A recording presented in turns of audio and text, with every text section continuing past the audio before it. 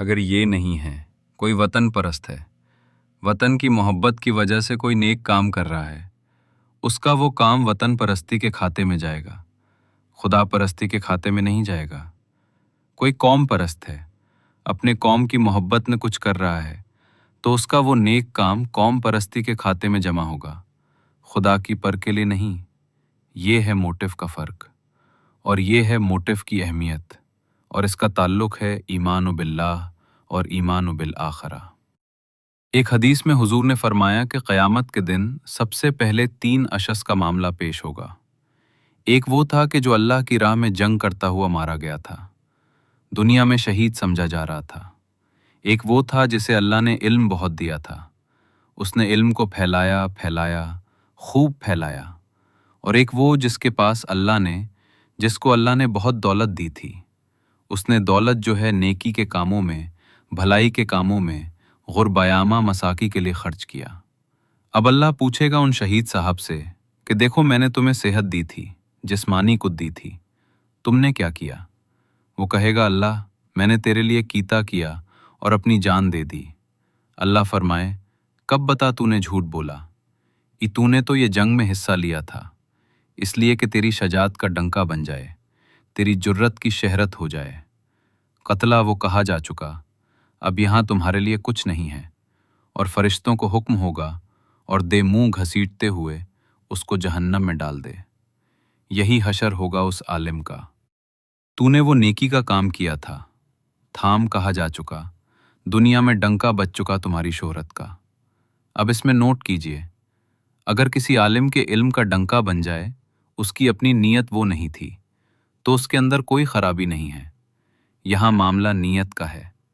अगर नीयत ये हो कि मेरे इल्म की शोहरत हो जाए, मेरे हाथ चूमे जाएं, मुझे नजरान पेश किए जाए, तो फिर वही हशर उसका होगा कि मुंह घसीट कर जहन्नम में डाल दिया जाए। यही हशर उस सखी का होगा जिसने सखावत की थी, जिसकी सखावत के डंके बज गए थे, उसका भी यही हशर होगा, लैया। और यहाँ नेकी की बहस में सबसे पहले ला बला। अब जो ला मलायक, ला किताब नबी, इन तीनों को जमा कर लीजिए। इससे मुराद है नबूवत और रिसालत। मलाइका वही का जरिया है जो अंबिया तक लेकर आते रहे। उस वही का जो रिकॉर्ड मुरर्रत हुआ वो किताबें हैं, और जिन पर वो वही आई वो नबी हैं। इन तीनों को जमा कर लीजिए, रिसालत, ईमानो बिल्लाह, ईमानो बिखरा और ईमानो बिरसालत। अब इसका ताल्लुक क्या है? नेकी के साथ। ये ज़रा गहरी बात है। देखिए, नेकी का जज्बा भी जो इंसान के पेश होते हैं वो अंधे बहरे होते हैं। पेश, जज्बा। नेकी भी एक जज्बा है।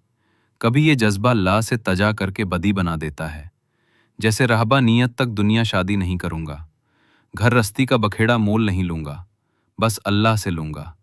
जाहिर बात है, जिसने भी फैसला किया नेकी के जज़ब के तहत किया ना, लेकिन इसका जो नतीजा निकला अक्सर और बतर फिर हरामकारी हुई।